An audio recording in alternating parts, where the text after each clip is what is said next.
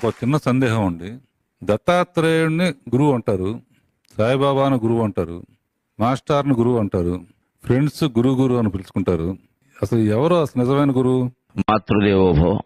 గురు శబ్దానికి మన సంప్రదాయంలో చాలా విశిష్టమైన అర్థం ఉంది. అసలైన గురువు ఎవరు జీవితంలో అంటే ఆత్మే గురువు.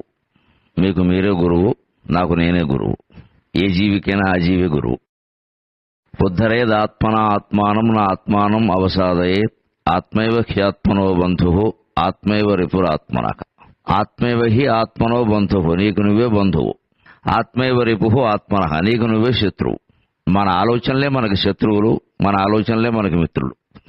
అంచేది మన నిజమైన గురువును కనుక్కోవాలంటే లోపలికి చూడాలి, బయట చూస్తే ఉపయోగం లేదు. బయట గురువింద గింజలు ఉంటాయి, గురువులు ఉంటారు. లోపల నిజమైన గురువు ఉంటాడు. ఆ లోపల ఉండే గురువే వెంకటేశ్వర స్వామి.